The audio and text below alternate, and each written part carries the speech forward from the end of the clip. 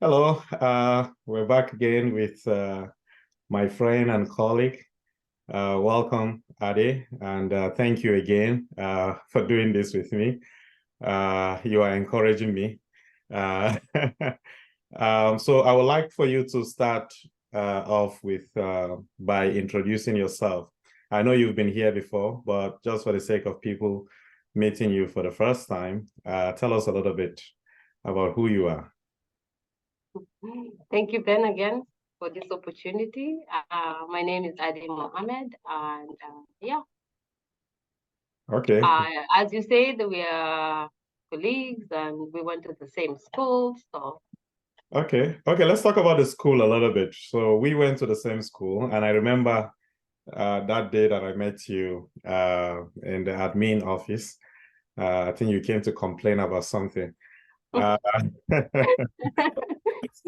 as students are wont to do. So, and that was probably 2015. And at the time you were completing, at least that was what you told me then, you were completing your master's in peace and conflict studies.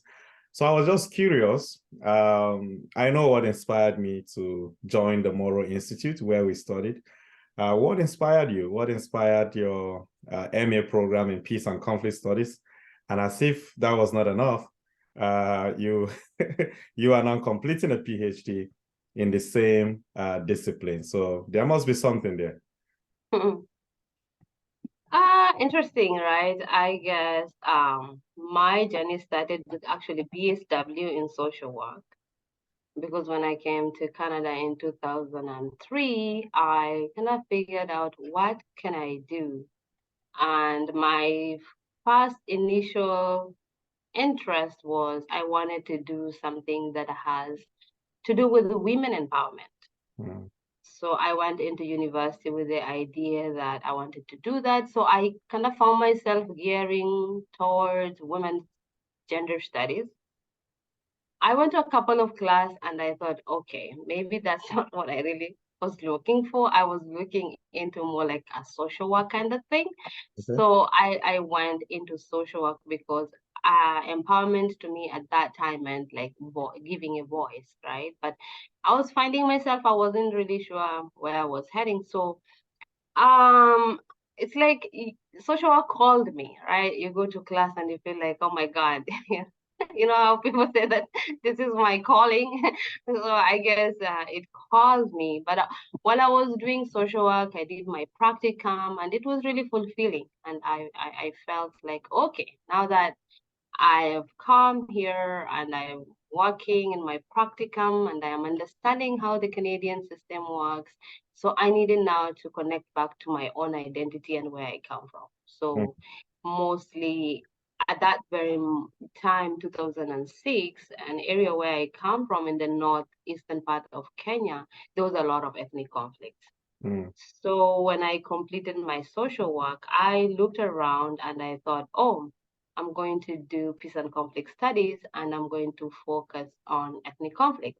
Mm. So as you know, we all, Sean Brian. So I went to the peace and conflict studies and I met him and I was like, oh my God, my other calling. So I think when I met you in 2015, I wasn't going to complain. I was just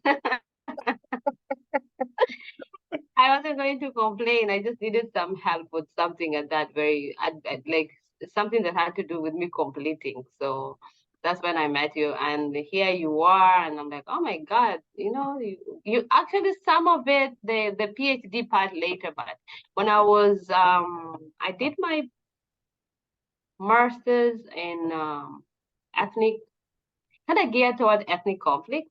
And like me and you had similar kind of studies, and I did Pocomo and Orma studies, and it was get land issues and identity. Okay, let me pause there a little bit. I'm gonna ask you something about that. Yeah. First off, Mm. we are glad that you rest, and by we I mean the people who know you, Yeah. and hopefully people who are yet to meet you. We Yeah. are glad that you responded to those two callings, in social work and eventually peace and conflict. So when you transitioned to peace and conflict, did you feel that you transitioned to something entirely new, or have you seen some sort of a connection between your interest in social work and peace and conflict? Interesting. It took me a while to understand that there is interest, because prior to me doing masters in peace and conflict studies, I went actually into masters in social work. And then I think a term into it, I said, I want something different. I want something that really now truly resonates with who I am, where I come from. And like we said, my people or something like that. So so I took that shift, not because I didn't find they resonated or connected, because I needed a broader global context. Right? What I was dealing with was like, a local Canadian, Western, North American kind of context in social work. So I needed a global context, and that's how I found those two kind of merged together. Okay, there's something you said there about going back to your people. Who are your people? Let's talk about people a little bit.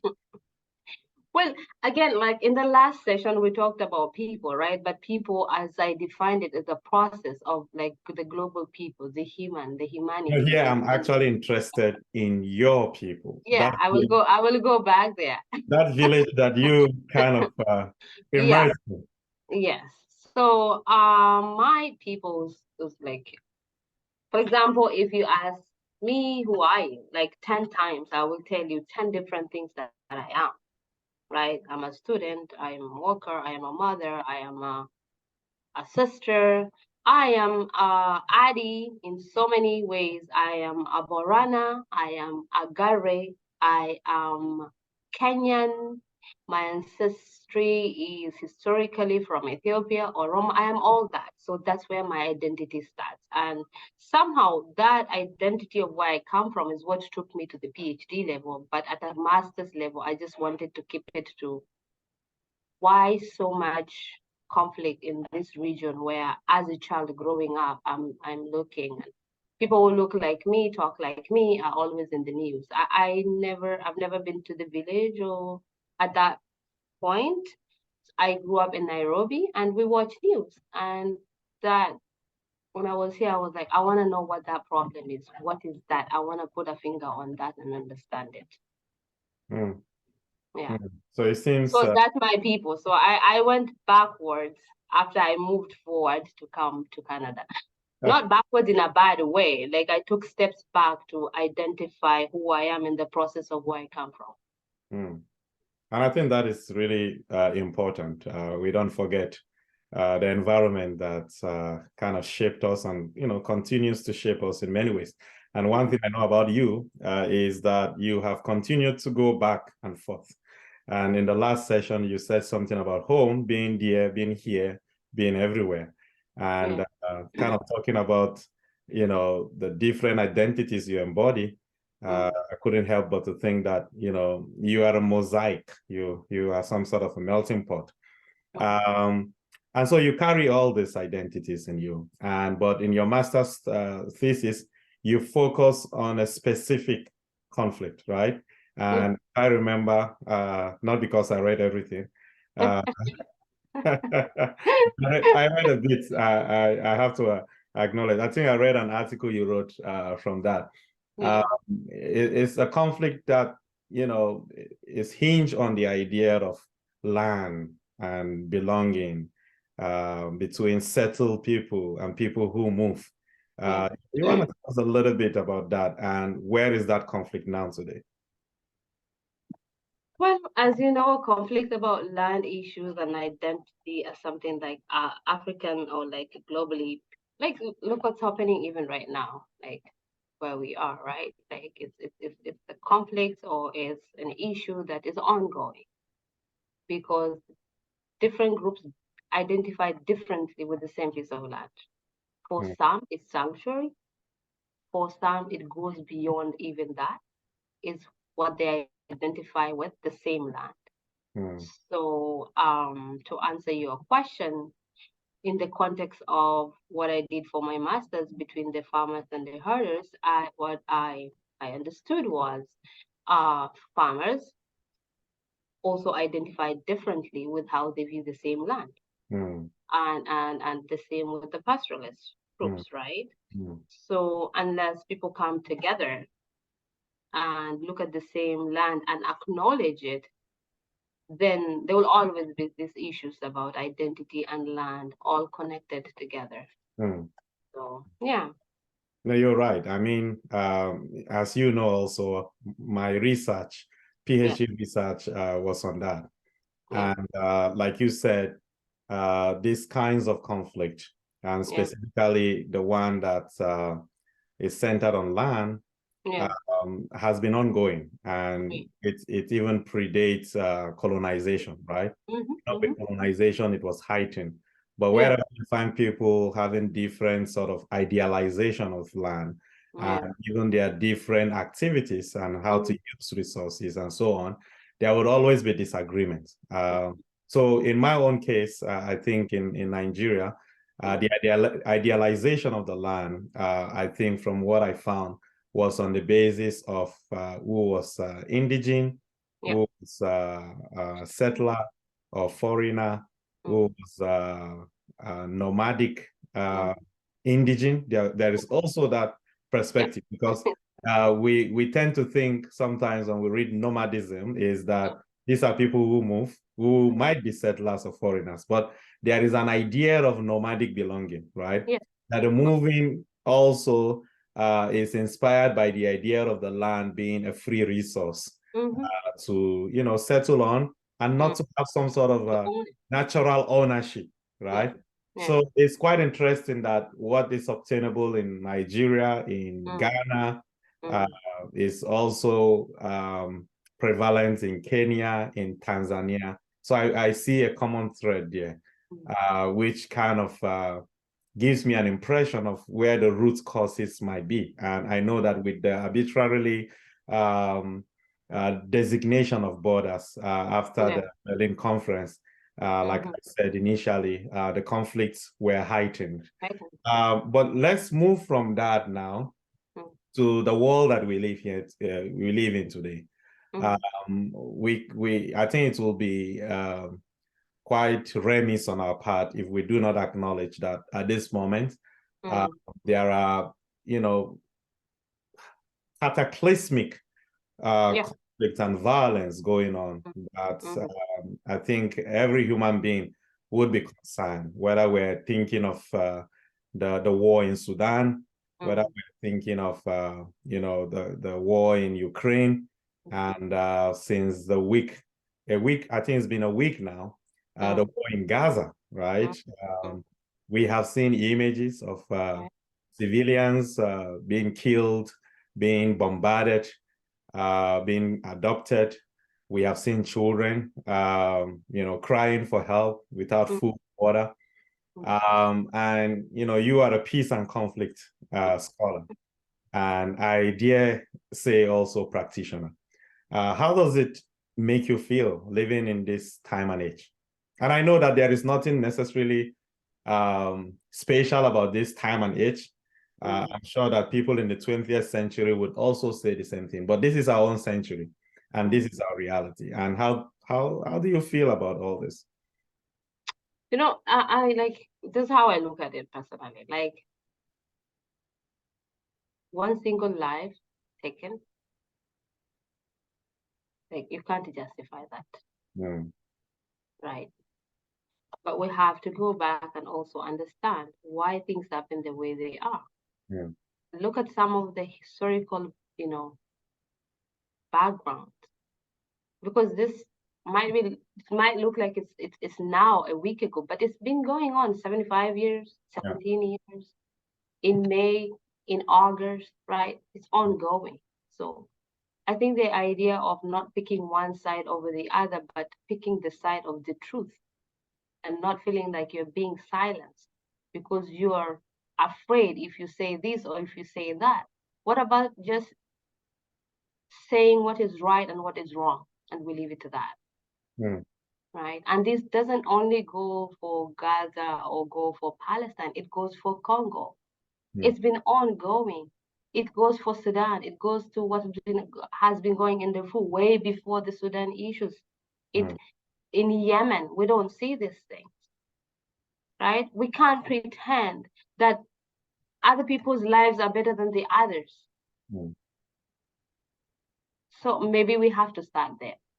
Right. So the idea that what affects people anywhere, regardless of their affiliation, also affects you, right? The idea of animal farm, like some lives are better than others. Yeah. We're living that life. Yeah. Well, like we close one eye for one conflict, and then we open wide our hearts and everything for another. These are children. These are women. These are elderly. These are men. This could be me and you, right? Yeah, and it's still me and you because we're affected by it, right? Yes, of course. And it makes me remember this line from the poem by John Donne, the 16th century English poet. He says, the whole, this famous quote that no man is an island. And I'm reading it directly, so excuse the gender insensitive language here. No man is an island, entire of itself. Every man is a piece of the continent, a part of the main. Any man's death diminishes me because I am involved in mankind, and therefore never send to know for whom the bell tolls. It tolls for you. So the killings in Gaza, it tolls for you. The killings in Sudan, the bell tolls for you. The killings in Ukraine, the bell tolls for you. In Yemen, it tolls for you. So if indeed the bell tolls for us, what are we to do, Adey? Just as a last question. To be honest, this, I forgot, like my brain today is so foggy, but like, like your silence, you wait, but who next? Because it will go. It's black today, green tomorrow, and it will come for you, right? You're silent. So when you choose the silence, you wait for your time too. And then who will be there for you?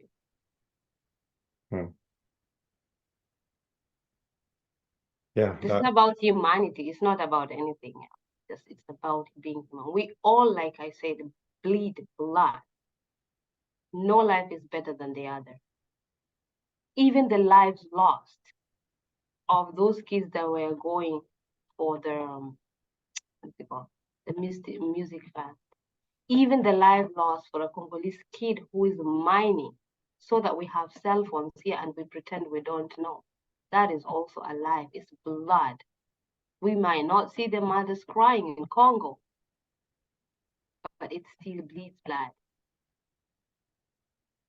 Right? Like it's crazy, like some of the things you hear and you see on the news, and you ask yourself, like, seriously? Do I have to wait to be my child to feel the pain? Does it have to be my parents? Does that have to be me? So I could sit here and pretend that doesn't affect me? Not because of the religious affiliation, of the color of my skin, of me coming from Africa. No, just being human.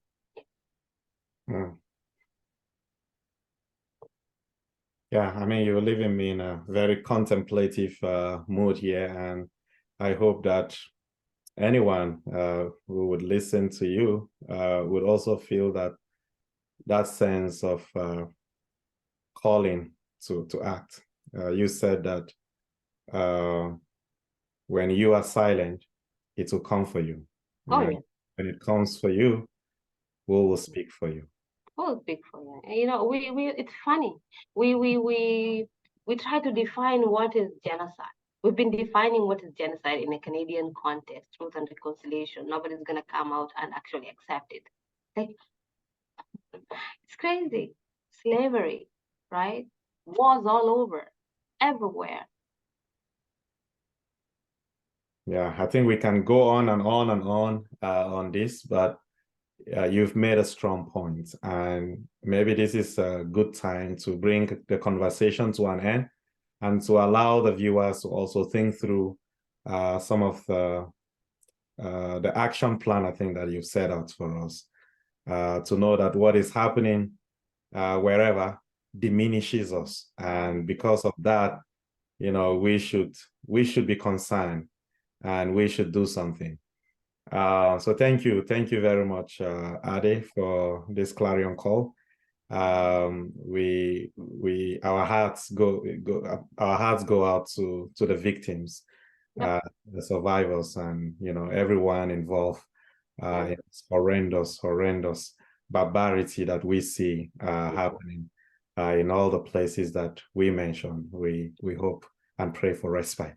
Thank you, and we will have you back here again soon, and enjoy the rest of your day. You too. Thank you. All right. All Bye-bye. right. Bye.